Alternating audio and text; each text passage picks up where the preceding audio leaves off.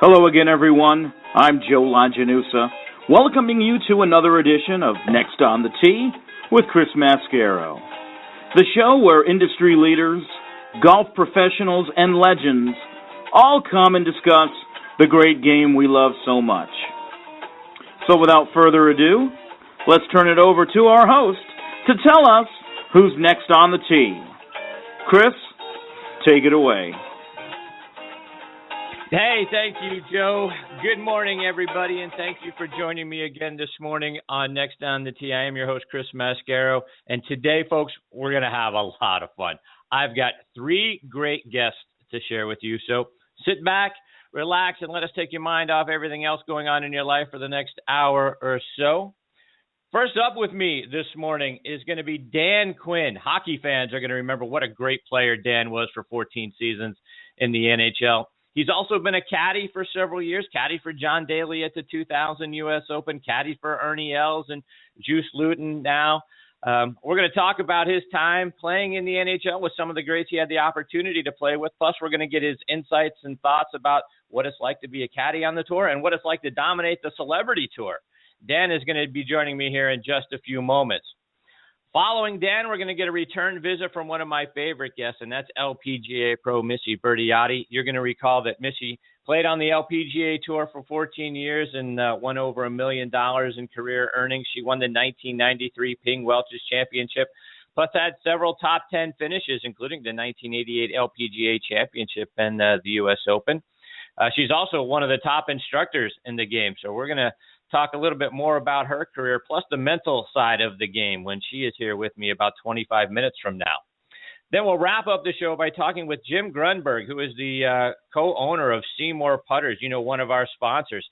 A Seymour putter was used by Payne Stewart, during his career, and also is the putter that Zach Johnson uses now as well. We'll talk about how Jim started the company, the ups and downs in the golf industry, plus what it was like watching Zach Johnson hold that birdie putt on the 18th hole at this year's Open Championship and then ultimately winning that event. Jim is going to be here with me about 45 minutes from now. So, folks, it's going to be another great show. I'm so glad you're here to take the journey with me, like I say, over about the next hour or so. Next on the Tee is brought to you today and every week by our friends over at Seymour Putters. Let's get things started by hearing from a word from our friends over there.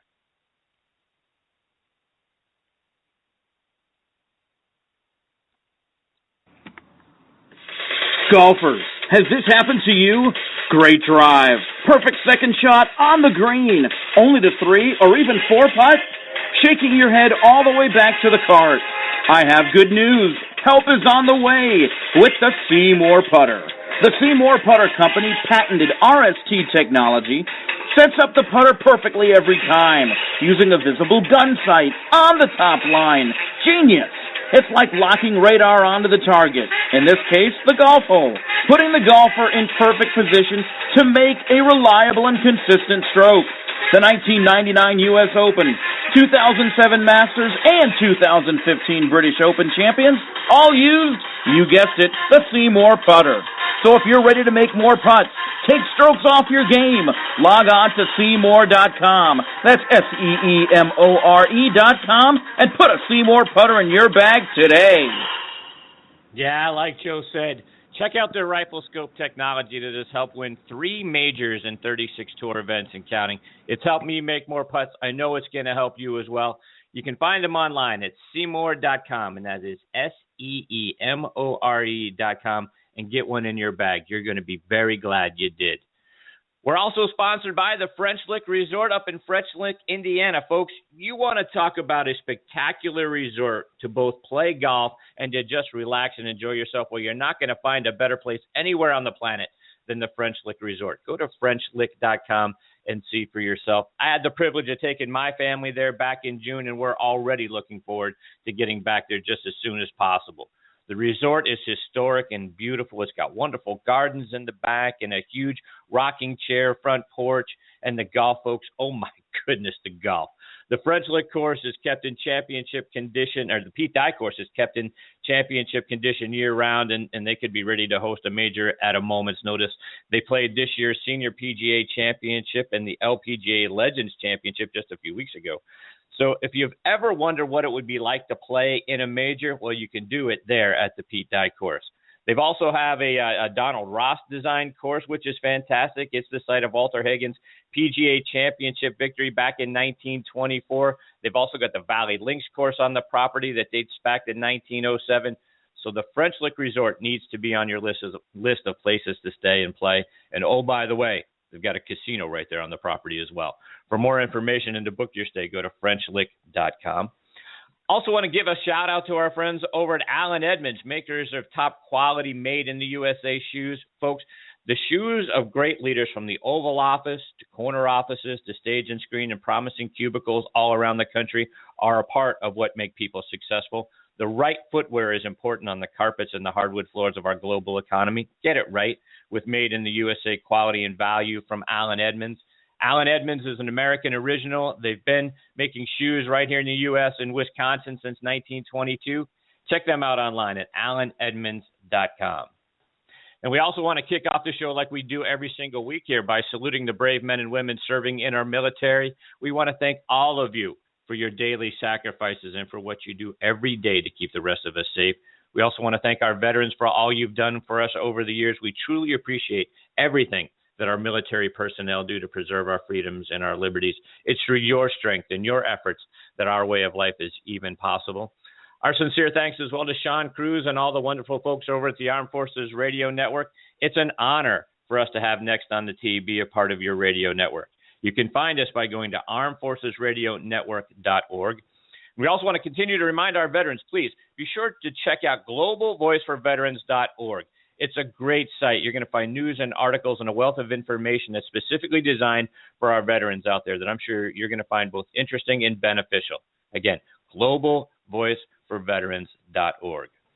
We also want to thank everyone listening in on the internet. Great radio sites like iHeartRadio, Spreaker, Stitcher, TuneIn, iTunes. Thank you for being a part of the show. We really appreciate it. Plus, if someone's dragging you to the mall or out to the grocery store, you're simply tired of the same old on your commute, download the Player.fm or Stitcher app on your smartphone so you can take us with you everywhere you go. Let us give you something fun to focus on while you're out and about. All right, now joining me on the Seymour Putters guest line is Dan Quinn. Let me give you some more background on Dan. He's from Ottawa, Ontario, and grew up in Brockville, Ontario. Played hockey in the NHL for 14 seasons for the Flames, Penguins, Canucks, Blues, Flyers, North Stars, Senators. And as a guy from Pittsburgh, I can't tell you how happy I was when the Flames traded Dan to the Penguins back in November of 1986. He was the co-winner of the Penguins Players Player of the Year award for the 1986-87 season. That award is voted on by the players, given to the guy who exemplifies leadership both on and off the ice, plus also dedicated to great teamwork. Dan scored 266 career goals, had 419 assists, totaling 685 points. In golf, he's been one of the top players and a dominant player, for that matter, out on the Celebrity Tour. He's competed in the American Century Celebrity Classic for many years. He won it 5 times and finished in the top 10 18 times. He's caddied for several players out on tour, including John Daly at the 2000 U.S. Open, as well as for Ernie Els and Juice Luton. I'm incredibly excited to have him joining me this morning on Next on the Tee. Good morning, Dan. Thank you for being here. My pleasure. Good morning. Dan, I got to start off talking about your time in the NFL, particularly your time with the Penguins. Like I mentioned a moment ago, so excited when you got traded to the Penguins. And, you had led the Ontario Hockey League in points and were clearly a bright young star. And, we had this kid that some folks may have heard of named Mario Lemieux. And so we had him. We got you. I thought, wow, this could really be something. Were you happy to be traded there? And what was it like for you leaving the Flames to be a part of the Penguins? Well, yeah, back then it was a unique time. Pittsburgh was just in its infancy as an organization. Mario was in his, I think, 3rd year. It was my 4th season. I started in Calgary and was a Canadian kid, had never really been in the United States. I soon fell in love with Pittsburgh, called it home for 15 years. I met my still wife and my first 2 children were born there. So as far as that, as I said, Pittsburgh was what I always say, a very underrated city, and I mostly fell in love with it because of the summers and the golf and the great golf courses and the great golf community that Pittsburgh does have. And as far as the Penguins, it was a treat. Mario Lemieux, I did an interview on TSN the other day, which at my age, being a has-been and all that, it's kind of nice to be talking and reminiscing about things like this. But nobody ever physically had the gifts or the talents, the vision, the hands, couldn't get him off the puck like Mario Lemieux. And so he was, the team was still trying to figure out which way he was going to go. I enjoyed 4+ years there and some productive years, and was quite disappointed when I got traded away because, as I said, I fell in love with the city of Pittsburgh and whatnot. So that team, we did make Mario's first year in the playoffs. We beat the Rangers, swept them, went to Philly, and we had just started to look like some potential to be a great team. Tom Barrasso had been acquired, Paul Coffey had been acquired, Kevin Stevens and Mark Recchi were just up and coming. So, like I say, that I think they might have missed the playoffs the first year or 2 that I was gone, and then obviously that Ron Francis, Samuelson trade put them over the top. But I'm bambling, but as I said, Pittsburgh was probably my favorite place to play, and for both reasons, for both sports, because I love playing for the Penguins and I love playing golf in the summer. And you came back and ended your career in Pittsburgh. Was that where you wanted to end it? Was that sort of orchestrated to bring you back and let you end your career as a member of the Penguins? No, it wasn't orchestrated. I was supposed to be productive, but I wasn't. It was, still probably when I look back, one of my biggest regrets. I don't know that I was a tough team. It was again in figuring out its identity. Jagger was gone. A couple of the guys I just mentioned had been moved to a different team, and Mario was at some health. It wasn't the top of everything or driven maybe as he was 5-6 years earlier. Ronnie Francis was getting old. So as I said, it was just I didn't play well enough. That's all. So that was it. And I had that thought of pursuing golf, and it sort of made it an easy decision to sort of get going and start playing year round, playing the sport of golf year round. Mario has a celebrity invitational tournament every year. Do you get the opportunity to go back and be a part of that event? I have not. I've been in Florida almost 15 years full time. I did it in its infancy when it was a competitive event, playing it, and helped organize it when it was out at Nevillewood. But I have not been, as I said, since I've been down in Florida since 2001 or 2000. How's Mario's golf game? I don't know how much he plays, and I haven't played with him in a few years. But I always say this is, when he was healthy, we used to play each other a lot in the late '80s, early and all through the '90s in Pittsburgh. And he was as good as there was. He had a great golf swing, and just hadn't played as a kid a whole lot. So tournament golf or some things, putting and stuff like that, maybe weren't his strong suits at times. But like I said, he shot a lot of great rounds. He also, I think, you mentioned I won the tournament in Lake Tahoe 5 times, and he was the only other hockey player to have won it as well. So I think in '97 or '8 or something like that. So right. But yeah, Mario was really good hockey, really good golfer, and I'm sure he still is. So, Dan, talk about, the transition, from leaving the game of hockey behind and then, getting more and more involved. And obviously you're a great golfer. So talk about what was the transition like for you, leaving the NHL and then, getting out and, developing your own game, becoming a caddy, participating on the celebrity tour. What was that like for you? Well, it was probably, as I said, looking back, you kind of wish you maybe would have applied yourself a little bit more. The tournament in Lake Tahoe, I'd always played golf and tournament golf as a kid, and it was sort of put on the back burner when I turned pro into the NHL. So when we had the opportunity to go play out in Tahoe and start competing again, I fell in love with that part of golf, which was competing. Luckily, I won that tournament and so on and so forth. So when I did retire from hockey, I did play some, at the time, Nike Tour events. I had qualified on my own when it was a Hogan event, actually a Quicksilver in Pittsburgh. And so I, as I said, I pursued it for 4 or 5 years, but not rigorously or like it would have been required to make it on the tour. Not to say that I was good enough, but I did really have the passion to maybe see if that was possible. when I started the caddy, it was really Jesper Parnevik. He was a friend of mine who wasn't looking to do it as a profession or anything like that, but he'd asked me to go do some stuff, and I did about 6 tournaments for him, or 8 tournaments for him when he was in 03, 04, which led to when I was in between jobs, some 3 or 4 years later, an opportunity. Ernie Els asked me to go work for him, and it was started out as just a trip to Asia, but in our second event, we came second in a World Golf Championship, HSBC, and shooting 63 on Sunday with a bogey in the last. I think Mickelson beat us, and it sort of started a nice relationship. Well, up and down relationship over the next 4 years, where I did a bunch of events for him, and we'd had a win at the PGA Grand Slam, and we also at Marion in Pennsylvania, we came 4th 2 years ago. So it was that, and then it just sort of became what I was paying the bills with, So I kept doing it, and I worked a little bit too much with a kid in Europe last year, which was very hard on my family, and I committed to do it through the end of the year, but I ended up working 21 or 22 weeks out of 32 weeks. But we didn't move forward into 2015, and I recently just did 7 or 8 events for a young kid from Australia, again finishing 4th at Chambers Bay. But right now, I am playing a lot. I'm 50, and I'm actually just driving to North Carolina as we speak to play in a mini tour event, and that's where I'm at. So that's sort of my status right now. Yeah.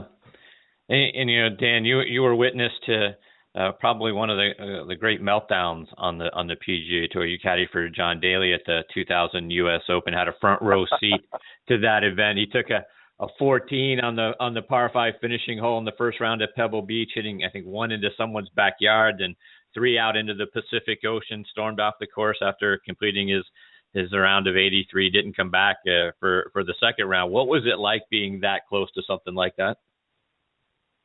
It was his friend. His manager was a friend of mine who I was doing some stuff with at the time as well. He was the one that put it together, and so I'd gone out. John was only. It was a weird day. It was a fog day. If anybody watched the 2000 Open, we were paired coincidentally with another Pennsylvania, staying along those lines with Rocco Mediate and Retief Goosen. And he played. John had played fairly well. It was like 3 over, but to your point, he blocked one on 18, and it was foggy, and the people didn't really tell him it was out of bounds, and it was just across the path in somebody's yard, and it wasn't even that bad a drive. So we gave him a ball, and he went back, and I had the bag up by that tree in the middle of the fairway, and boom, they almost started halfway to Japan. So I had to get on a golf cart and zip back with another ball, and he proceeded to hit another one in there, and then he hit a 5-iron, described a 5-iron, hit that, so what's that, 1, 3, 5, 7 in the fairway. Then he laid up into the ocean. So it was, it wasn't the most pleasant morning, I guess, but it was neat. John's a great talent, and I think you'll see in a year he's going to find his own rhythm and have a nice little 5 or 7 year run on the senior tour. Mm-hmm. Was that the first and only time you were on John's bag, or did you have an opportunity to caddy with him more often? No, at that time, like I said, it was 2000. I was playing a ton. There was an abundance of those celebrity tournaments, as you called them, or as they were called. And so they sort of dried up about 3 or 4 years later. But at that time, I was playing 12 or 14 events myself, trying to play some true professional golf as well. So I wasn't looking to caddy and not. But John's, we've run into each other. We still, I'm still a big fan of his. And like I said, I think he just turned 49. So within the next half a year or 2, 8, 9 months, you'll see him out there kicking everybody's butt. And like you said, you spent you spent some time with Ernie. When I think about, contrasting personality types, John Daly to Ernie Els is probably as 180 as you can get from one another. When you're out there caddying for a guy, and things are headed south or whatever, talk about the caddy's role. I mean, it's well beyond just giving somebody yardages. Talk about what other things you're out there talking to your guy about, or what it's like being inside the ropes, if you will. Yeah, that's a good point. I mean, the profession as a whole, or the reason somebody like myself would do it, obviously the purses have grown, and the job has sort of been glorified by a few of the successful caddies out there. I guess I could start with Fluff. You wouldn't be your typical guy, but the Stevie Williams obviously had great success, made a heck of a living, and And then everybody sees sort of the dream scenario, which would be Bones and Phil, which lasts 20 some odd years, no breakups, and they've won 40 some odd tournaments on the PGA Tour. That said, the job's still a very difficult one. It's to your point. I say that all the time. Anybody can caddy for a guy when he's playing well. It's when like when Dustin Johnson makes an 8 at the PGA. I mean, that's when you gotta have a really make sure you don't go dead quiet on him or say the wrong thing that sets him off even further. And obviously you're on the hook all the time providing information, whether it's wind direction, yardages, clubs, elevation changes, all that stuff. But I think you just hit a very astute question, to be honest. It's when something's not going right, especially if they're in the hunt or trying to make a cut. You got to really make sure you stay in your own, don't get flustered with them, or make sure you don't annoy them even further, and or somehow, sometimes they need a polite kick in the butt, and sometimes they need a nice, you really got to hold their hand for a hole or two just to keep them going. But every player's different and every relationship's different. But the profession as a whole, as I said, now they're playing for $8 million a week. There's a lot of guys have come out and are treating it professionally. There's not guys carrying on at night anymore. They're in the gym as well, and you're seeing a lot of great successful teams out there. I guess we'll be watching this afternoon, mainly Jason Day right now. Those guys are hot. Jordan Spieth and his guys. You got a lot of guys that weren't looking to be caddies, and they've grown into the job. One was a golf teacher in Colin who works for Jason, and Michael Greller was a teacher out in Seattle, and now he's he's probably top 30 in the money list this year. Right. To the point about, what's going on out there, even for yourself when you're playing, or maybe, when you've been on the bag for somebody, when things are going south, does it all stay on golf, or does it, does it help you, and has it helped other guys that you've been with to maybe talk about something else? Hey, whether it's a sporting event or, your time in hockey to get you, all right, let's get this off your mind. Let's focus on a happy thought here, and, and then bring you back to the moment. What's it like trying to get the mind, because we talk about so often on the show, Dan, the mental side of the game is so much a part of playing the game of golf. Does it help to get the mind off of, what's going wrong and get to a happy place and then bring you back? Again, it's a trick box, right? Like I said, I agree with you. I know how hard it is sometimes on the first tee. I'll use my example this year. Chambers Bay, we were paired with Louis Oosthuizen and this young Aussie that I was paired with, and I could tell there was just this nervous energy on the first tee. So I grabbed the other caddy and I said, you know what? I was just thinking, they're all like, oh my God, what's he going to say? And I was thinking how hard, everybody's talking about how hard Chambers Bay is to walk. I said, can you imagine how long it would take a foursome of 20 handicappers to play this place? The point being is I took their mind off of the first shot, and the 6-hour round that those caddies carrying those bags, there's no car pass at Chambers Bay if you watched. All of a sudden we're chuckling away and laughing away, and Louis finished third and we finished fourth, and there's a knowing that I know what it's like to be nervous. I know what it's like also to have 20,000 people staring at you where there's no out if you don't play well. It's a real fine line, and there's also a time, for me, if I was the player, you got to be careful, because if I want to get mad at myself, you got to let me be mad for a little bit, and you can't tell them, oh, it's okay. No, it's not okay. I can't believe I just did that. What a mistake I just made, or what a bad shot I didn't commit to it. So sometimes you got to let a player have his little moment to get mad at himself and kick himself in the butt, and then make sure, if you know him well enough, not to let it get to where it becomes, backfires, and if now it's gone 3 or 4 holes too far. That's what you'll see. I mean, the ones that know how to keep them in, the guys are really good now. You're talking about there's a lot of mental preparation just as much as there is physical preparation in professional golf now. They've all learned over the years it doesn't do you any good, using the John Daly example, it doesn't do you any good for the most part to get into that mode where you make one mistake and next thing you know you've made a massive number. So they all work on the mental aspect of the game as well. So the caddies have a little bit easier job than probably 15, 20 years ago from that perspective, where a guy could just get sour and, go crazy on it. But it's really evolved, and I'm again, you got another question, go on, but I'd say, I was saying this to a friend, and actually it was with Ernie on Wednesday night, the evolution of the sport in just 5 years, 6 years to me is absolutely incredible. By that I mean Tiger, Phil, Ernie, Steve Stricker, Furyk, 5, 6 years ago. Mid to late 30s, early 40s kind of guys dominating the game. I was caddying for Ernie. We were 1-2 in the FedEx with Furyk and Stricker. And here we are 5 years later, and you got guys under the age of 25, clearly, if you include Rory, 26 and under, Jason Day 26, 27, that are so far and beyond how good everybody was 6 years ago. It's amazing to me. So there's a lot more coming. There's a lot of young kids that are fearless, that are using the mental aspects like we're talking about, that physically prepare and have the skill and the talent. So golf's just going through the roof with the quality, especially at the top of the leaderboards. We're talking to a hockey legend and one of the great players out on the celebrity tour and caddies as well, Dan Quinn. Dan, a couple of things you just mentioned, a couple more before we let you go. But one of the things that you just talked about or just said was committing to a shot, right? I think that's where, we amateurs, the hackers out there, we get into a problem of decelerating the club because we see the shot and we imagine the shot, but I think we don't believe we can actually pull it off after we've taken the club back and we're starting into our downswing. Talk about the importance of committing to a shot.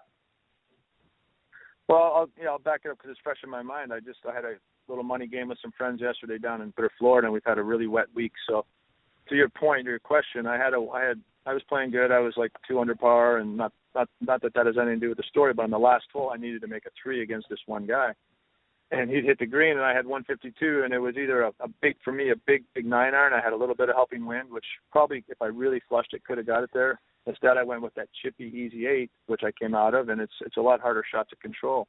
Whereas when I caddy or when I'm with the tour pros, they generally don't like to hit that half shot. They want to hit something full, maybe a little bit harder, not kill it, but they'd rather try to get an extra 5 or 7 yards, trying to hit something hard than to take 5 or 7 yards off of it. I always say to my players, generally say, listen, whatever we do, let's talk about it, and if you're not sure, don't swing it. If we're going to be wrong, let's at least commit to being wrong.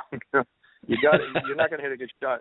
You're not going to hit a good shot if you don't think it's the right club, and then if it is the wrong club. But you have to. There's an art to that as a caddy. You sort of talk the player in by giving them the information that I'm quite confident you can't hit 9-iron over, and that pin's only got 4 behind it. So go at it as good as you like. And if you're not comfortable with that, let's hit a wedge then. But I'm pretty sure you can hit that 9. I'm confident you can hit that 9 as far as you can. So commit to it.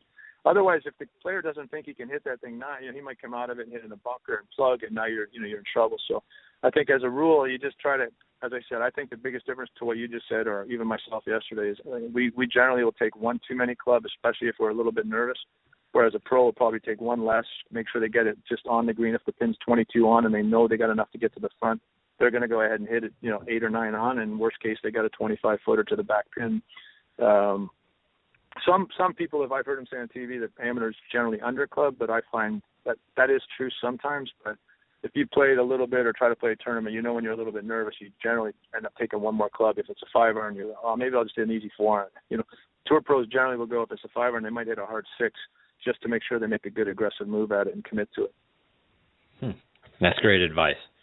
And Dan, one more before we let you go. Like I said, throughout this, you've been a dominant player out there on the celebrity tour for years.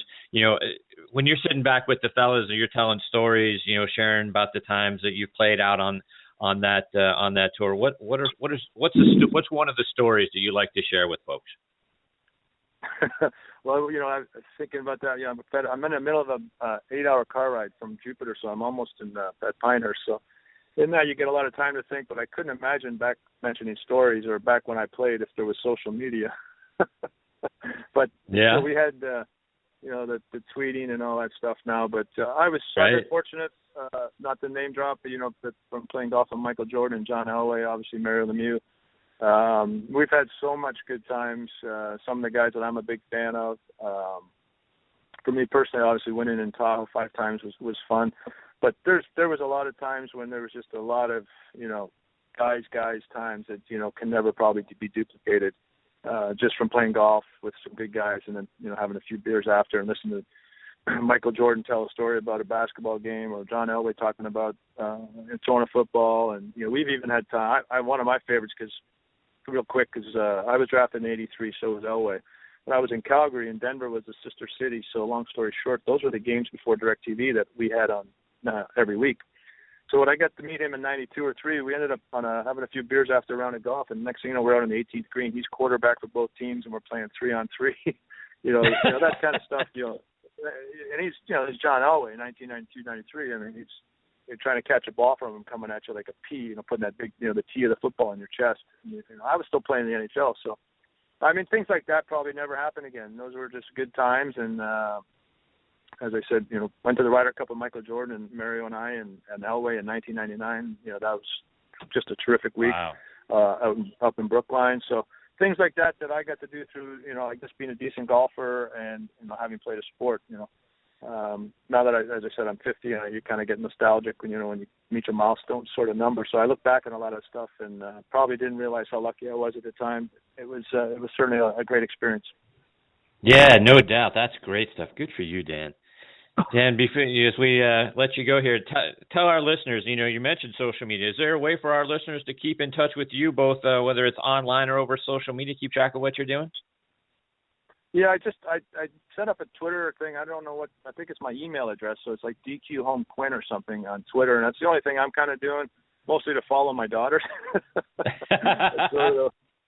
To see what they're doing, what they're posting. But I'm kind of, somebody asked me about it. It's just I don't really tweet a lot, but it's kind of fun you pick up a lot of good stuff on it. I'm surprised how much I'm sort of semi-addicted to it and following Canadian Tour, the PGA Tour.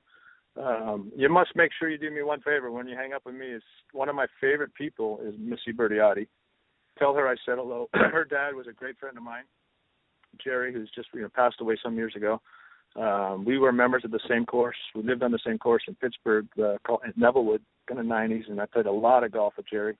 Great old guy, and Missie and I played when she was on tour in early 90s, I'm going to say, whenever she was trying to do it, and then I think she started a family and all that stuff. But she's just a sweetheart of a lady. Please tell her I said hello. Absolutely. Well, I'm sure she's listening in and hearing that, but she's one of our favorite people as well. Dan, thank you so much for taking time out of your morning, out of your drive to be a part of the show. Hope you'll come back and join me again sometime. I'm sure you got a lot more great stories and there's a lot more great insights that we'd love to hear from you. You're fantastic. Well, if you give me, especially if you get about 3 or 4 beers in me, then I'll never shut up. So you got my cell phone. Call me anytime. I appreciate it, Dan. Take care. All the best to you and your family. Cheers. Thank you. That's Dan Quinn, NHL legend, played 14 seasons. Like I say, one of my favorite Penguins from back in the day, and great stories with the caddies. And I love that Elway Jordan piece. That's had to be a lot of fun. We got to tap into that hopefully a little bit more next time. All right, we've got our next guest, Missie Berteotti, hanging on the line. We're going to get to Missie on the other side of this station identification. You're listening to Next on the Tee with Chris Mascaro. Heard around the world on the Armed Forces Radio Network. Now joining me on the Seymour Putters guest line, making her third appearance on the show, and like I say, one of my favorite people that I've ever had the opportunity to have on the show and to get to know a little bit is Missie Berteotti. Let me remind you a little bit more about Missie's background. Like we say, born and raised in my hometown of Pittsburgh, Pennsylvania, so you know she's awesome right there. She won back-to-back Pennsylvania state championships in 1980 and 81, attended the University of Miami on a full golf scholarship. She was a part of their 1984 national championship team, receiving medalist honors. She played 14 years out on the LPGA Tour and won the 1993 Ping Welch's Championship up in Boston. She had several top 10 finishes out on tour, including a couple of LPGA majors like the 1988 LPGA Championship and the 88 U.S. Open. She was the first ever women's golf coach at Carnegie Mellon University in Pittsburgh, and now she's focusing her time on golf instruction, both with the mechanics of the game and the mental side of the game. And like I say, she's become a wonderful friend and someone I enjoy having so much fun on this show with. And I'm excited that she's back with me this morning and Next on the Tee. Hey, Missie, how are you, my friend? I'm good, Chris. Thank you for all that. I'm feeling very flattered, very honored. Thank you. Absolutely. Did you hear Dan Quinn a moment ago? So you pass along his hello. That's what I mean. It's so nice to hear that. I haven't seen Dan in so long, and Dan, if you're listening, we miss you. It's not the same, but no, I miss you. Dan and I had a lot of fun. The different stages of life. When he mentioned a few of those stories about, that time might never happen again, playing football with John Elway and things like that. I wish I would have known it more when I was doing it, because I played with all those great guy athletes. I didn't realize this might be the last round I play And it was. I haven't played with Dan in probably, 8 years, 9 years. Wow. Yeah, we used to laugh. So thank you, Dan. Miss you. Absolutely. And Missie, before we get started into all the great things I want to talk to you about this morning, I'd ask you right up top, how's your son doing? How's the tennis game? Oh, thanks a lot. Yeah, I think his tennis game is pretty good. I'm very proud of him. I think living in a residential golf community, every member, I think the first statement they would say to Sam for the last 15 years is, "Have you beat your mom yet?" When we're riding around in a golf cart with our golf clubs on. So I think, to be honest, he got sick of it and said, and he genuinely liked tennis a lot. I just think he just said, you know what, I'm tired of all this mommy talk. I'm getting in my own world. So I'm glad I didn't play tennis. All those guys do is run. He's in great shape. He works hard. He's healthy. He's learning all that stuff, how to compete. So, and he still is a great golfer. So I'm happy with him. I'm proud of him. And the only person that's really mad is Grandma. But it's all good. That's great. Good for him. Good for you. Missy. Yeah, thank you. One of the things that I'm getting excited to see gaining some momentum out in golf is the Legends Tour on the LPGA side. I know, one of the sponsors, that we have here on this show is the French Lick Resort up in French Lick, Indiana. They recently hosted one of the Legends events. I believe you've played, in a couple of those events over the years. Talk about what you're hearing about how things are going over on the LPGA's Legends Tour. Yeah, that's a great question. I just returned home from Boston a day ago from a Legends event. So very good. Yeah, it was my first one all year. I had a shoulder surgery earlier this year. So I've had a left knee, left hip, left shoulder. So you talk about teaching a young junior correctly from the beginning as to not get all those injuries. So that's definitely a priority of mine. But I'm a yoga queen, I'm a health queen, all this stuff, but being just years of banging, and maybe stressing it. So regardless, anyways, I'm healed up. I went and played my first event. It was just a one-day shootout pro-am. I was pretty disappointed to be honest. I shot a smooth 79. It was pretty easy. It's pretty, there's a part of me that's, well, let's forget that. Regardless, I had a great time seeing everybody. I did talk to the ladies who run it. Jane Blaylock is the founder. Rosie Jones is the president. They are gaining a lot of momentum, and I think the fans. We had so many fans out on the Cape.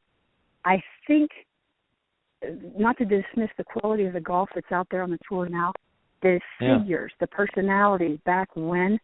I think that's who most of the American golf public comes to watch. We had a lot of fans. Jan Stevenson was there, Pat Bradley, Joanne Carner. There were 80 ladies there, 80 legends. Wow. So, yeah, it's really great. They have a good business model, and I think a lot of the companies that do partner up with the legends, they really feel like their clients are well treated. They're really catered to. We ladies, I think we really do go the extra. It's not hard. I think genuinely our personalities, we want to make sure these men and women who play have a great day. So I think it's, everything's looking good. It's really looking good out there. Yeah, and I think one of the great parts about the Ladies Legends Tour is the fan access. I mean, right. I know from the event up at French Lick, no ropes, right? No ropes. Exactly. You get the opportunity to get really close, and I think to have more of a personal interaction with the ladies out there. And I think that's on top of they're great ladies, great players. But I think on top of all of that, it's the opportunity to maybe shake a hand and ask a question or two, or to see the ladies up close and personal, and get to have more of a personal interaction. I think that's one of the great things that they are doing that I really wish some of the other tours would adopt as well. I think you're right. You know what, Chris? As I've gotten older and you see things from different perspectives, I'm doing more seminars now and speaking engagements. So I've been studying speaking, so to speak. I've been going to Toastmasters and Pro Masters for years. And I get coaching on my presentations.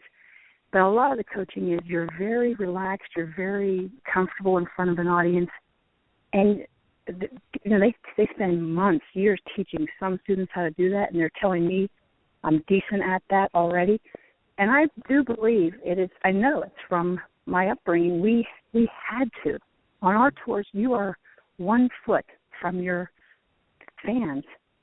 All day, every day, we are interacting. It is not like Dan. He can put on a helmet, put the shield down, over your eyes, cover your eyes. With those guys in the basketball, they just get out there. They're protected. They're engaged in their game. They're totally focused, and they don't really have that interaction. I think, honestly, my son is he's developing. I miss that for him with tennis. Same thing. They get in between those lines. Golf is unbelievable. Yeah. It really requires them to stretch ourselves. We all want to be selfish. We all want to be self-centered, and the ladies are fantastic. Julie Inkster just won in French Lick. Laura Davies is out there now, so we have some great people out there. And to that end, Missy, as we look into the future, do you have other events that you're going to be out there playing? How can our listeners maybe get a moment with you? Well, I'm not scheduled to play much. I think there's 1 or 2 more in November down in Tampa for the ladies. Right now, I have no, ranking or status. I'd have to get out there and build my resume out on the Legends Tour, and that hasn't been a priority. I have 2 more years. I have an 11th grader at home. I do a lot of teaching, and I do a lot of tennis caddying. So I think I'm just trying to enjoy the stage I'm in professionally and personally. Yeah. I miss it. Believe me, I miss it. But I'm having it. I'm having a good time. Good for you. Yeah. Well, let's talk a little bit about the things that you're teaching your students and the folks that you have the opportunity to speak with. And we were talking to Dan Quinn a moment ago about some of the time that he has spent out caddying. He was a caddy for John Daly at one of his big meltdowns at the 2000 U.S. Open. You're such a wonderful teacher of the game of golf, and one of the many programs you have is about the mental side of the game. For those of us that go through having a bad hole or having a bad stretch of holes, what can we do to kind of get our minds to calm down and to move on, accept that adversity, and still enjoy however many holes we have left out there to play? Yeah, that is such a great question. In fact, yesterday I was listening to Bob Rotella on the radio, and I've worked with Bob for years on tour and have since been working with Rick Jensen with a lot of my programs. He's another sports psychologist. And that is the $64 million question. I think, here's how I would answer that. I think the game of golf is so great. Again, this is looking back with this perspective of my age. It requires a physical aspect to play well in the game. It requires physical fitness. It requires a technical aspect, all your mechanics. It requires an emotional component to be able to respond and react, and mental, how to focus. But it really does also, which most people, I think, completely overlook, requires a social aspect. And that social aspect I would describe as, embarrassment and concern for how you look, and just sheer embarrassment. There's no other way to say it. And I don't think you can underestimate what a role that plays.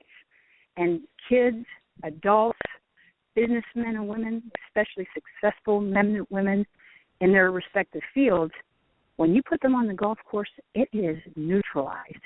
You are stripped naked, and you are going to look, and 9.9 chances out of 10, you are going to be embarrassed. And I think the people, if I had a 2-minute conversation like this, how I would advise people to have a mental toughness, so to speak, is to prepare yourselves to shoot bad shots. Prepare yourself how you're going to respond. Learn to laugh at yourself.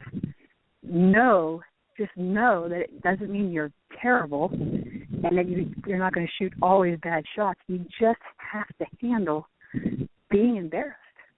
I don't know how else. I don't know how else to say it. The game will do that to you. Indeed, it will. Missy, it isn't just the pros that have to deal with, fear and playing under pressure on a golf course. For those of us that are out there playing with our buddies on weekends, whether, it's our, internal competition within our foursome, or you're out playing in a member guest tournament. I mean, there's pressure at every level of the game that we bring upon ourselves. What are some of the things that you share with regular golfers on how to keep themselves, to deal with the fear, but also just sort of keep themselves in the moment? Yeah. Again, these are all great questions. What I would say, especially for the golfer who doesn't golf often, we pros practice being in that state a lot. We are in that state more often, so we are more familiar with what works and what doesn't when we're under that situation. But the amateur golfer is not, so they're not as familiar. What I would tell them is a lot of us, I think just in general in America, want to be a perfectionist, want to strive hard. They think working harder means doing better, performing better. But I know it doesn't work in golf. And I'm still tempted. Believe me, I'm still tempted. I still want to work hard. But when you're playing, the best advice I can give a amateur golfer, and especially young 13-year-old, those go-getter kids, those type A athletes, you really have to, I try to tell them to laugh a lot. You really have to, not laugh a lot, but engage a lot, talk a lot. If you don't have a playing partner that talks to you, I used to go talk to the fans. I would just start walking over. I needed to get normal, so to speak. Because when I kept thinking only about my shots, I would get down this tunnel, and your body loses its coordination, the naturalness, the instinctiveness, the athleticism. So I try to tell players I would eat, I would do things, everything that could keep me normal. Conversation, eating, stretching. I used to stretch a lot, something to get physical, things like that. And then always, I used to try to make my son, like, how do you want to be after you hit a bad shot? Like, what do you want to say? Do you have a one-liner? Do you have a little routine after you hit a bad shot that can kind of alleviate that tension, when everybody's afraid to say anything, and it's all tense and quiet? Just say something to cut the ice and to make yourself smile and relax to get ready for the next shot. I think that's what I would say. Missy, one more before we let you go. And like I mentioned at the top, you spent 14 years playing out on the LPGA Tour, and like you say, you played in a couple of these Legends events. Now, when you're sitting around with the other players or your friends, whether it's at the 19th hole or you're speaking at an event, what's one of the favorite stories that you like to share about your time being out there playing on tour? Yeah, I was listening to Dan. I saw Pat yesterday, Pat Bradley, a couple of days ago in the Boston Legends event.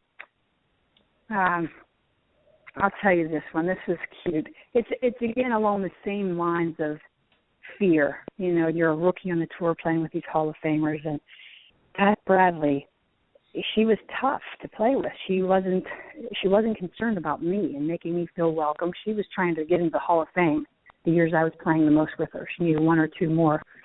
So, she just really had me self-conscious. It's the best way I can describe it. So every time I'd see her, I'd kind of just squirm, and I couldn't relax and play well. So I finally admitted it to her. I was this kind of chip on the shoulder, trying to be a tough young girl, and it didn't work. And only until I finally kind of, addressed her in the locker room and said, "Hey, have I pissed you off? Did I do something?" And she looked at me totally stunned and said, "Missy, I'm so sorry you feel that way. I don't know what you're talking about. I think you're a great person, great player," which was a shock to me at the time. I'm 22. But just finally addressing it and acknowledging what really helped her and helped me. And then when I played with her years later, rounds later, it was better. But yesterday, it was so funny. So this is 10 years later, fast forward. I see her yesterday, and I come walking up and I had a bucket golf hat on. It was really hot. It was really hot. And somebody said, "Who is that?" I didn't recognize me. And they said, "Oh, that's Bert." And Bradley goes, "Oh, she's got on that effing hat." I thought she said that effing hat. And again, right away, I got all like nervous, and I looked at her and I said, "Did you say, do you have on that effing hat?" And she started laughing. She goes, "No, Missy," I said, "you have on that bucket hat." I said, "Oh my gosh," we were 5 of us on the practice round were cracking up laughing. It's just the competitors, chip on your shoulder. Right again, I thought, this lady thinks I'm a son of a gun. She's telling me she's making fun of my effing hat. That's a great story. Missy, remind our listeners again how they can find you online, your website, MissieBerteotti.com, but talk about what they can find on your website, plus how they can follow you over social media. Oh, thank you, Chris. What I love to do now, I teach on the range, where I'm standing right now, but what I really most love is teaching these kids in a group class. We go indoors, and we hit plastic balls in a little gymnasium, and we do the mental mastery program, and we simulate all those settings that I just described. A veteran Hall of Famer looking at you, giving you the up and down, how to handle that, how to learn how to breathe, how to deal with your pre-shot routine, post-shot routine, stuff like that. It's easy to say that. Your mom says, "Don't worry, Missy, as a young 15-year-old, go trust yourself."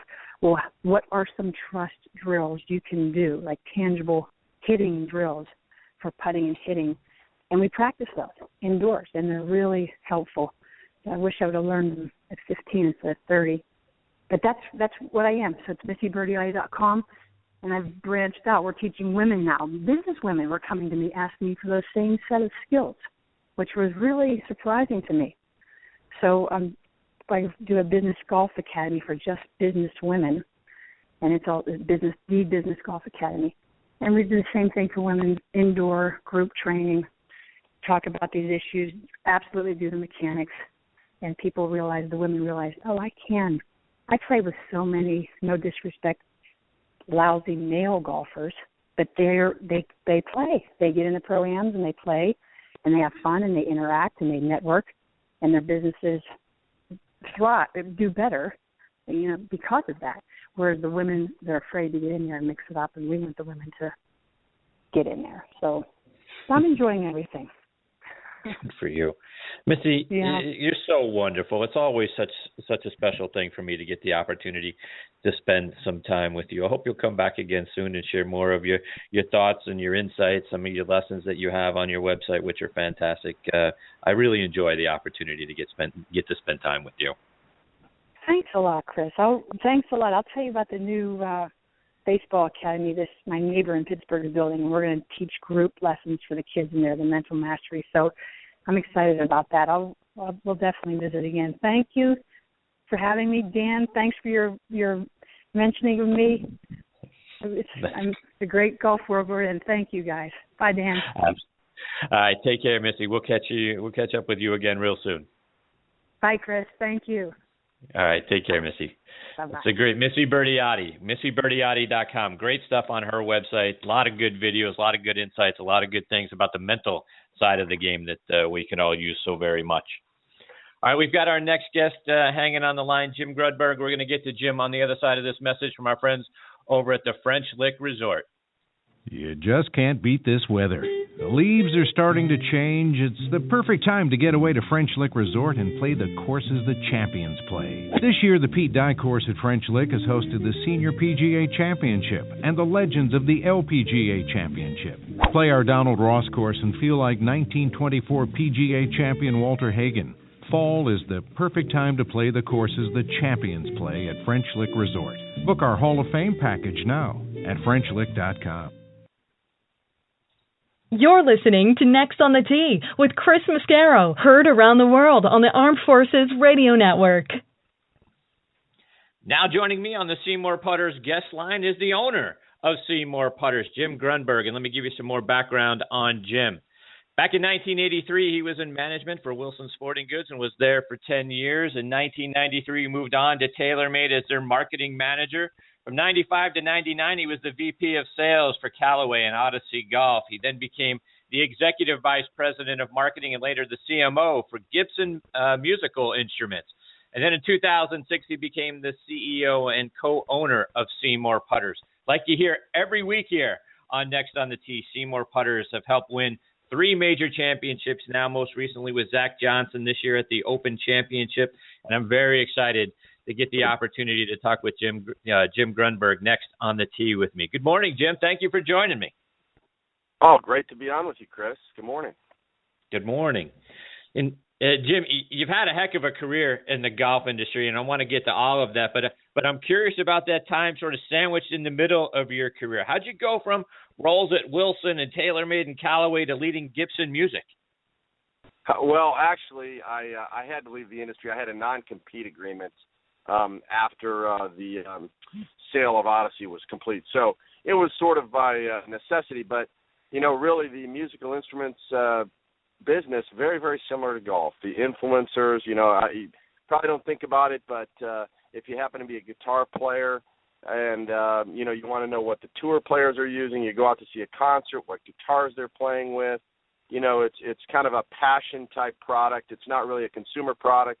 In the end of the day, you can spend thousands of dollars, collect guitars and musical instruments if you happen to be a music lover and a player of a musical instrument. So pretty similar business models, really. And I was recruited, and it brought me to a great town, Nashville, Tennessee, where I've been for 15 years. So, I'm also curious, I'm to hear your favorite sort of musical encounter from your time at Gibson. Keeping in mind, I'm a big classic rock fan, particularly of the band Journey. Do you have an event that you got to be a part of there at Gibson that you're like, wow, I can't believe I got the opportunity to do that? Oh, it was great. Yeah, I mean, I'd say probably 6 months into the gig, I was out in Los Angeles at the Grammy Awards. That was the 2000 Grammys. Very, very cool. But probably the funniest story is literally the second day of work there. I was sitting with the owner of Gibson and one of the factory managers and a third guy, and just kind of a briefing. And we were about 5 minutes into the conversation, and the plant manager turns and he says, "Oh, I'm sorry, Jim." He says, "I don't know if you've met Peter Frampton." Peter, Jim Grundberg, Jim, Peter Frampton. And I was in a meeting with Peter Frampton, didn't even realize it. Wow, that's a great story. Jim, as you're aware, we're big Seymour Putters fans here on the show. I'm very thankful to Ted Galena and everyone over at Seymour for the wonderful partnership we've been able to establish. Love the product. It's helped me cut strokes off my game. What led you, from Gibson, you're there in the music industry doing some cool things there, and not only to get back into the golf industry, but really to start your own business? Well, it was I'd been really the majority of my career in sporting goods with a heavy focus on golf club design and marketing and sales. And, golf was booming. And, if you go back and look, it was the kind of the first half of the Tiger Woods era. And, we left, not really by our own design. I mean, we were running Odyssey. It was acquired by Callaway. I ran it for a couple of years for Callaway, but then, based on overall business conditions and what have you, they wanted to kind of consolidate and sort of eliminate, the Odyssey company as a company, just really rolled it into a product line, which really didn't fit with what I wanted at the time. And so, sort of, managing a company that no longer existed. So it was time to move on. And as I told you, unfortunately that did include sort of a hiatus from the industry. But, watching, what was still going on with golf, we had a tremendous network of connections. And so my partner and I decided, hey, let's try and get back into this thing. But we knew how tough it was going to be.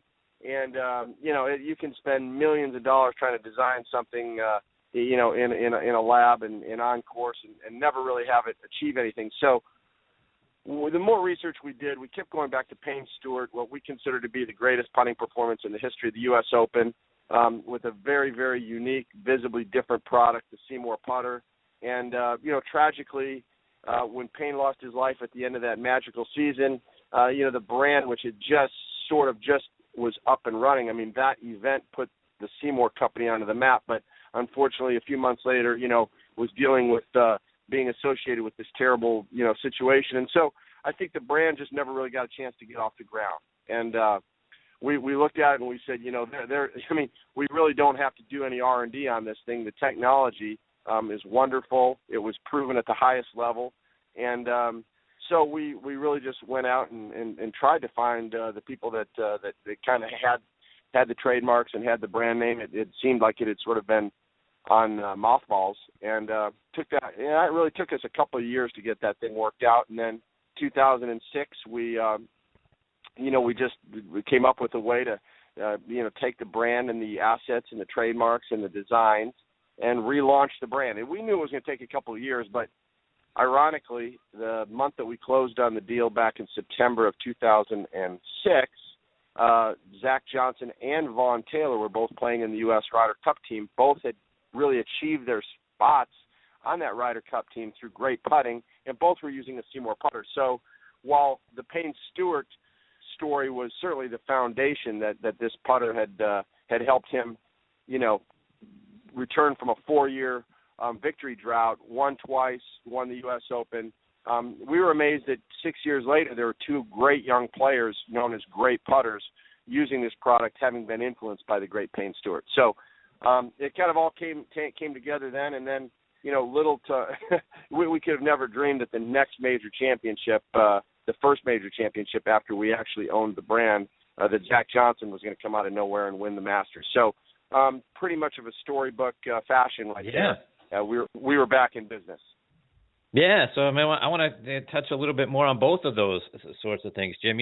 I'm curious, range of emotions, when we lost Payne. As you mentioned, you guys are an up-and-coming brand. You get a huge breakthrough, helping Payne, get to, the U.S., the 1999 U.S. Open Championship, and we tragically lose him. I imagine there's all kinds of a range of emotion on both sides of the coin, both losing a great, spokesman, a great, I'm sure friend in Payne Stewart. So you've got a huge personal loss that you're trying to deal with. And then also, boy, we're just starting to make some headway here. Things are just starting to pick up and look good. And then, we lose, Payne Stewart and maybe some momentum that, could have gone along with what Payne would have gone on to achieve. What was that like? Well, remember, we didn't have anything to do with the brand at that time, Chris, so we really didn't purchase the brand until 2006. But as I mentioned, we when we did buy the brand, and all the research, of course, led back to Payne Stewart. So there is a gentleman who continues to be a great friend of our company. He's our global brand ambassador named Pat O'Brien. And Pat was sort of the link because Pat had been a good friend of Payne Stewart's. Pat had studied the way that Payne Stewart used the Seymour putter to become the best putter he'd ever been. I mean, he'd always been known as a streaky putter, and the word was in Payne's camp that, he was 6 times a year maybe going to have a chance to win if he could get the putter hot and tied in when his ball striking was good, which is pretty much par on tour. But Payne Stewart back in early 1999, and again, this is all, I've met all the players. We just weren't a part of it back then. But back at those times, Payne Stewart showed up at the beginning of that season as sort of a free agent when it came to his equipment. He was not going to sign any equipment contracts. He really wanted to play his best. He hadn't won in 4 years. He was 42 years old and looking towards, trying to get back in the winner's circle again. And so one of the benefits, of course, was that he then went out and really studied equipment.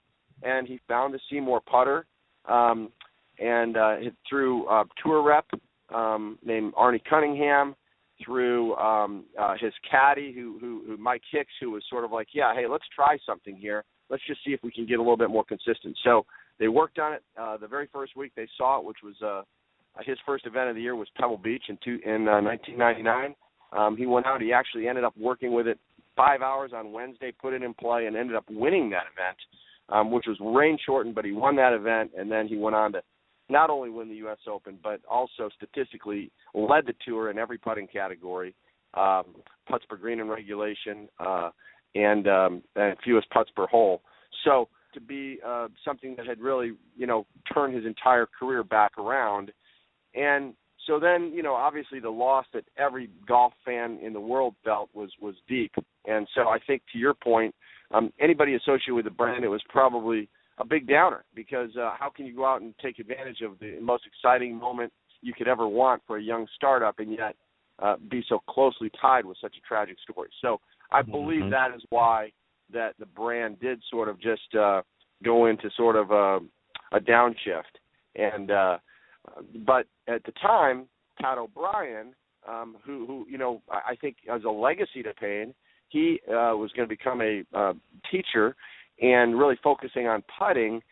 He contacted the guys that then owned Seymour and said, I'd like to go out on some of the developmental tours and find a couple of young players because I know how this putter over time can help players become much better players. And he based it all on what he saw Payne do. So the two players that he identified on the Hooters tour at the time were Zach Johnson and Vaughn Taylor. And what a great story. So Pat O'Brien ended up ushering these gentlemen through the early stages of their careers, and they both started winning. They won on every level. They won, Zach went on and won 4 times, I believe, on the Hooters. Then he dominated the what is now the Web.com tour, was their player of the year, won a couple times, went to the PGA Tour, won on his 8th start on the PGA Tour back in 2004, made the Ryder Cup team in 2006, and then won again the Masters and started winning and winning and winning and winning. And then, really put himself in the Hall of Fame just last couple months ago there, winning the Open Championship in now what will be regarded as the greatest final round putting performance in British Open history. So what a story for a small brand. Yeah. And kind of going back, to the point you make a moment ago with Zach, winning the Masters, and particularly with the approach that he used to winning that event, really relying on his chipping and his putting, particularly on the par fives, because he's not the longest hitter out on tour. For him to get that win using that approach had to be huge for you guys. What was it like around Seymour putters when he won that event? Well, that was incredible because, as I mentioned, we had just very excitedly closed on the company within the last 6 months. We were in the process of putting our vision and our business plan together. We were very limited still in terms of our product offering, and all of a sudden we're the focal point of the entire golf world again. Now, the fact that I'd been in golf before and knew everybody certainly helped because, the calls came in from everywhere. This is incredible. And it really did relaunch this brand. There's no question about that. It was very, very exciting. And I suspect it was a lot like, at 1999, to be honest with you, because we were just a very, very tiny little company. And all of a sudden, all this global attention. And ironically, not only was Zach a huge fan of Payne Stewart, and sort of modeled it was going to model his career off of what he had witnessed, but both of them attacked the preparation for those majors very similarly. Payne Stewart headed to Pinehurst back in '99 and spent the majority of his time practicing that week with just a putter and a wedge in hand. And to prepare for the 2007 Masters, as you mentioned, Zach had a very clear-cut strategy. He was not going to go for the par 5s and 2, where I think probably 90% of the other players, really can't resist the temptation of doing that. So he stuck to a plan, and I believe he was 11 under on the par 5s using that plan. Right.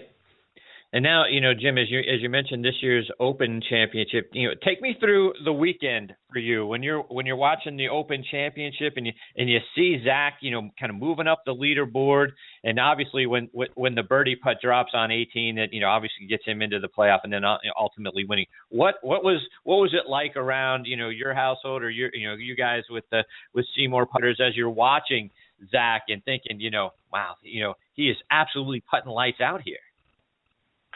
It was bedlam. And, there was, we've become close friends. We've watched every one of his victories. I feel like I've watched, thousands of hours of Zach Johnson play. And so there's a pattern to many of his wins. And I started to see that pattern unfold. He was getting red hot with the putter. He sort of hangs around, sort of like in a great horse race, kind of, second or third at the pole, just with the leader in sight. And then he just turns on the afterburners. He kind of saves his best for last. And we saw that 2 years ago at the BMW Championship at Conway Farms, where he blew the field away on the last day with 150 feet of putts made. We've seen that at the Colonial. We've seen it over and over and over. His pattern during his 12 PGA Tour victories. Or typically he'll just hang around close enough, and then he'll just go crazy with the putter on the last day. Now, heading into Monday, of course, with the delays and what have you, heading into Monday, he made he made two huge birdies on at the end of the third round to kind of get back into contention. And so heading into the fourth round, he still had 14 guys that he had to pass in order to win the Open Championship. So it was a long shot at best. And a funny story, of course, is that those of us in the office, I think there were some long odds midway through this tournament on Zach Johnson, and we'd never, ever placed a wager, ever. It seemed like a big jinx, but, the odds were too long, so we asked our friend Ted Galena to put one down, and we, of course, all thought we had one down. And then it was still such a long shot. But as we're watching this thing unfold, he came out of the gates red hot in the final round. And, really in the front nine, that was where the birdies were to be had. He made everything. He was making putts from 10 feet, 15 feet, 25 feet, 30 feet from off the green. And then he made the 5-footers and the 4-footers in the howling wind on those holes that he needed to. And, pretty soon he was up there on top of the leaderboard. Of course, he had some great players behind him because he wasn't in the final group. And, the last 9 holes was just scintillating. I mean, texts from around the world during that entire time. And, it's a dream. And you keep thinking, wow, it could happen. But, I mean, you had Jordan Spieth and Jason Day and Oosthuizen and Leishman going crazy. And, I mean, like I said, there were 10 guys. Adam Scott was in a battle with a few holes to go. So this one really felt very surreal. I think it was one of the great shootouts ever in major championship history. And I think, we may never see golf played that well under those tough of conditions in a final round of a major. Mm-hmm. And in the hours and the days, following Zach's victory, I'm imagining the phones are ringing off the hook there. How have sales been, and how are things going now, over the last couple of months? Well, it's been great. And, I think in the weeks afterwards, I mean, the videos, the articles written, of course, about the gritty Zach Johnson. This is very, very much like the rest of his wins. He has an amazing will to win. He has an amazing ability to close when he gets near the lead, much higher than historically even many of the great golfers out there. In terms of if you look at his top 10s to win ratio, when he has a shot, he really rises to the next level. And so that was recognized. It was recognized. The putting performance was of course, the lead story. And so I think because of that, it just kind of blew the top off of things. And I know in general the industry is kind of suffering through some tough times, but for a small brand like ours, I mean, it's really been, we've had our best 2 months in history the last couple months. And globally, we've got partners out there now that are looking at 2016 and saying, you know what, this is a brand that I'm going to put some focus behind. Whether it's Japan or whatever market we're talking about. So I think the Open Championship, particularly the Open Championship at St. Andrews, it's the mother of all majors, and I think it has a global significance that maybe we didn't even understand. And Jim, we've talked about, Zach, we talked about Payne Stewart, you've mentioned Vaughn Taylor. Talk about, other players out on tour using Seymour putters. Well, I mean, I think in general, the tour more and more, as I mentioned, in kind of tough business times, more and more players are tying themselves up with contracts and what have you. I mean, if you're going to be a company that's spending a lot of money on a tour player, you're asking them to do a lot. You're asking them to carry the full bag. So there's just not that many openings out there on the PGA Tour.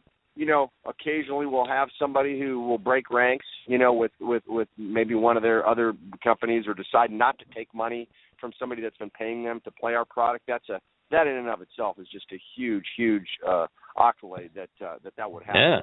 Yeah. And I think, where we've really been making some headway is, through the junior ranks and what have you. I think this generation of junior players, we've tried wherever we can to reach out to them. And we've got a network of teachers in place right now called the SPI Seymour Putter Institute.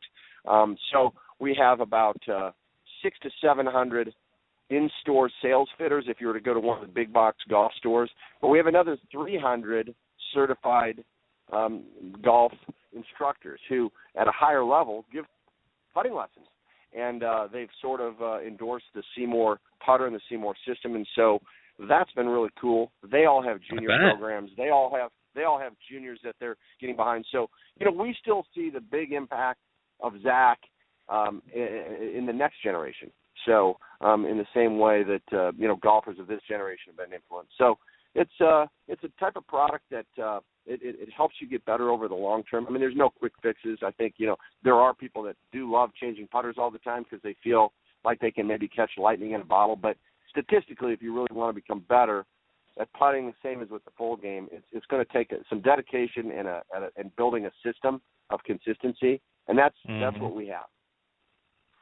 Jim, when you're out playing in pro-ams and you're watching guys, using other putters and they're pushing putts here and pulling putts there, do you walk over and say, you know what, I got something you might want to try, can make you putt a whole lot better? Yeah, it is fun. We don't like everybody else, we're working hard. We don't get out that much, but we do love to play in an occasional scramble where, a few of us will be on a team and, get everybody start rolling in putts with, we'll share our putter. And, right now the fun story this summer has been, besides obviously Zach winning the British Open, has been the launch of what we call now the Giant FGP. And it's a lot of fun.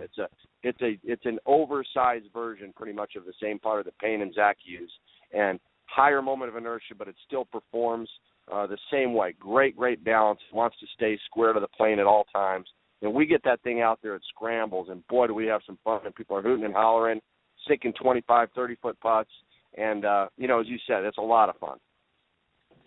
Jim, remind our listeners how they can follow you and see more putters online and over social media. Putters, it's just Seymour.com, and we've got a great website, pretty informative about our product and the technology, and then you can see all the different ways to follow us on Twitter, and we've got an @SeymourPutters Twitter account, and our good friend Ted Galena, who is sort of our director of instruction in the tour. You mentioned his name. Cody Hale. We have a lot of great people working at Seymour that make things happen. We have our friends and users from around the world, really. If they ever come through Nashville, we encourage them to stop by our corporate headquarters and studios and have some fun and get to know some guys running a golf company. This day and age with a lot of big, huge companies, it's fun to know some people that are involved sort of in the ground floor of a small company, and we invite people to do that. Jim, I hope this is the first of many times that you'll come back and join me on the show. We'd love to, continue to hear more of, your stories and your insights and obviously your successes. We are, like I say, big Seymour Putters fans here, but I can't thank you enough for taking time and being a part of the show today. You're fantastic. Fantastic. Really appreciate it, Chris. Have a great weekend. Same to you. All the best to you, Ted, and everyone at Seymour Putters. Look forward to catching up with you again soon, Jim. Sounds great. Thanks. Take care. That is Jim Grundberg, the co-owner of Seymour Putters. So please check him out online. Seymour.com is their website. Great stuff going on with those guys. Can't thank them enough for being a part of the show with me again today. All right, folks, it is time for us to put a bow on this one.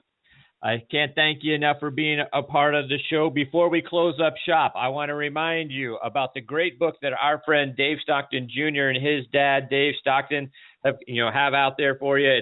It's called Own Your Game. Remember, folks, so much, and you hear us talk about it every single week on the show. Today is no different, that so much of the game is played, with the space, that 5-inch space between our ears. So get your mind right. In this book, the Stocktons let you know how to, play winning golf, how to use your mind to play winning golf. It recreates the experience of riding 18 holes with Dave Stockton at one of his highly sought-after corporate outings and draws from his experience as a champion player, both on the regular tour and on the senior tour, now the Champions Tour, and as a revered coach as well. He shows you how to think better, stay calmer, execute more consistently, and most importantly now, how to enjoy the game more thoroughly. StocktonGolf.com to get your copy. And like we say, for a couple extra dollars, Mr. Stockton will even autograph the book for you. All right, everybody, my sincere thanks once again to Dan Quinn, Missie Berteotti, and Jim Grundberg for joining me today and for making today's show so much fun for us to be a part of. We thank you for tuning in. We know you have a lot of choices out there for shows to listen to. We appreciate that you've made the choice to check in and be a part of the show with me, this and every week. We appreciate you guys the very most. Please also check out our sister show, Thursday Night Tailgate, with me, my co-host Bob Lazzari, our announcer Joe LaGenusa as well. That show airs live every Thursdays from 8 to 10 p.m. Eastern Time. You can find us here on the Armed Forces Radio Network, as well as great sites all across the internet, Blog Talk Radio, iHeartRadio, Spreaker, TuneIn, SoundCloud. We're all over the place. Please check us out. You can find online. You can also check us out. This show you can find online at nextonthet.net. You can stream or download any of our archive episodes from there. Thursday Night Tailgate, where we are the official partners of the NFL Alumni Association and Mike Ditka's organization, the Gridiron Greats. You can check us out online at thursdaynigttailgate.com. Again, stream or download any of our archive episodes for free there too. So again, please check us out. Give us a like on Facebook. You find the show Next on the Tee. We got a Facebook page. Thursday Night Tailgate has one as well. Give us a like. That's important to us too. Give us a comment. Let us know how we doing. We appreciate any feedback. So please check us out online all over the place. Again, one more time, thank you very much for listening today. Appreciate you guys the very most. Until next week, hit 'em straight, my friends.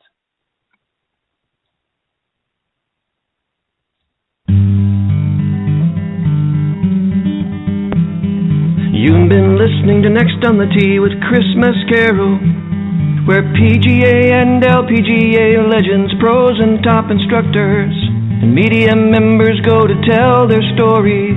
Join us the same time every Saturday to hear more stories about the game we love from the people who love sharing those stories with you. It's all about the great game of golf. It's all about the great game of golf.